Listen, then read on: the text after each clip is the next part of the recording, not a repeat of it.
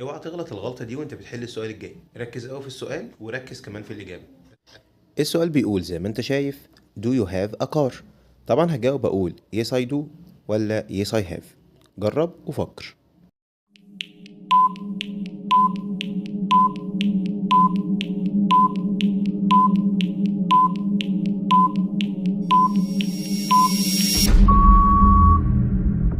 ها جاهز يا بطل تعرف الإجابة؟ طيب تعال نشوف مع بعض الإجابة هتكون ايه. طبعا الإجابة الصحيحة هتكون yes I do. ليه يا مستر ما ممكن نقول yes I have؟ هقول لك طبعا لا الكلام ده مش صح.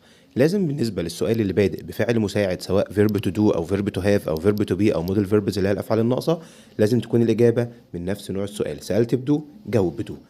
طيب لو كنت عارف المعلومة دي من قبل كده يا ريت ما تبخلش علينا بلايك، ولو مش عارف يا ريت تصلي على النبي في الكومنتات، وعايزك كمان تعمل شير للفيديو عشان يوصل لأكبر عدد من الناس. مع السلامة، فيديو جديد.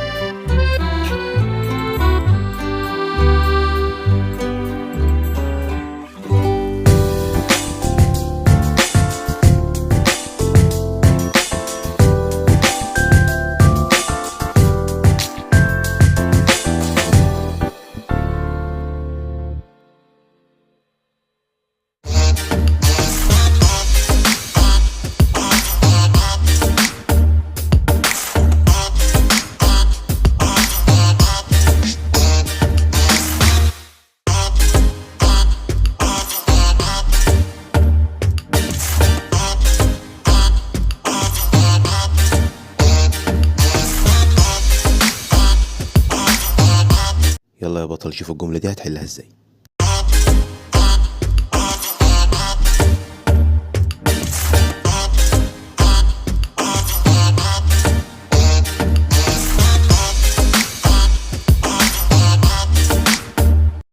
ها يا بطل جاهز تسمع الإجابة الصحيحة وتعرف جاوبت صح ولا جاوبت غلط؟ خليك معايا. الإجابة الصح طبعا هتكون كلمة ازاي يا مستر؟ ده كلمة زي ديت جمع المفروض أجيب معاها كلمة ار. لا هو عاوز يقول في الجملة ديت they إنها كلمة زي مصنفة في الجملة، بقول إن they بتكون ضمير فبالتالي هي كلمة عادية فبقول they is a pronoun. لسه لحد دلوقتي ما عملتش اشتراك؟ يلا بسرعة روح اعمل اشتراك عشان تستفيد من كل الفيديوهات وحاول تعمل شير. مع السلامة.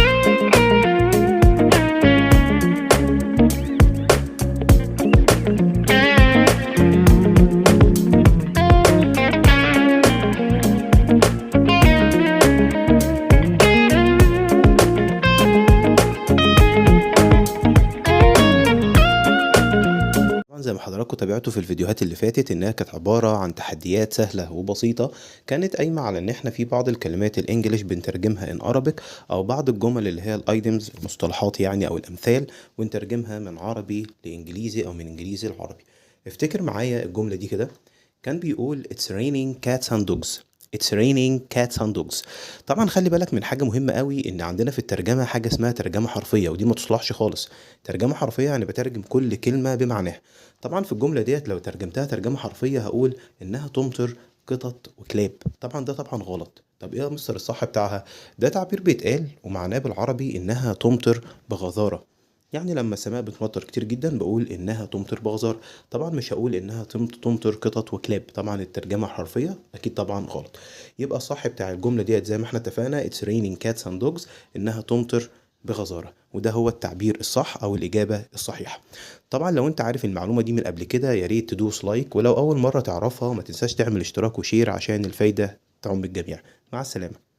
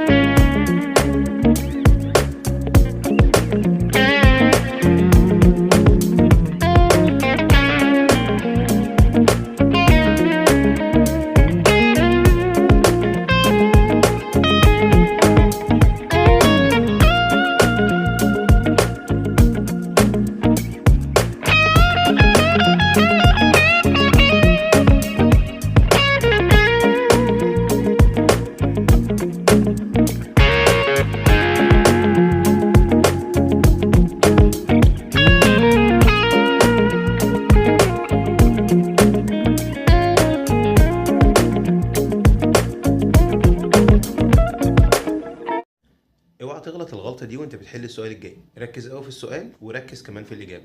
طبعا السؤال بيقول I go to school to learn. يا ترى هكمل الجملة بكلمة ولا ولا ذا ولا نو ارتكل؟ فكر كويس قبل ما تجاوب. ها 99% من الناس ما قدروش يحلوا الأسئلة دي. لو انت قدرت تحل الأسئلة ديت بطريقة صحيحة اعرف ان مستواك كويس جدا في اللغة الإنجليزية. جاهز يا بطل؟ يلا. السؤال الأولاني بيقول he to school every day. he to school every day. هنختار walk ولا هنختار walks ولا هنختار كلمة walking؟ فكر كويس قبل ما تجاوب. طيب السؤال التاني بيقول the sea makes me relaxed. the sea makes me relaxed. يا ترى هختار feeling ولا هختار feel ولا هنختار كلمة feels؟ طيب السؤال اللي بعديه بيقول this book is than that one.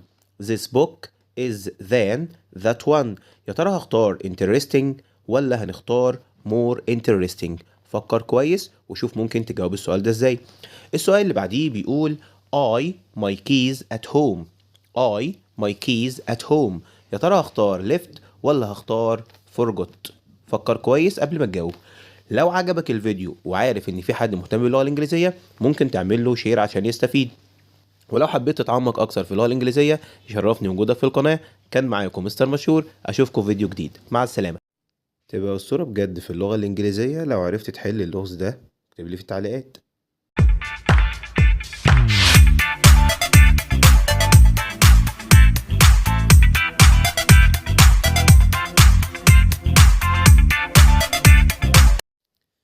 لو عرفت الإجابة الصحيحة اكتبها طبعا في التعليقات، وأهم من الإجابة الصحيحة اوعى دايما تنسى تصلي على النبي.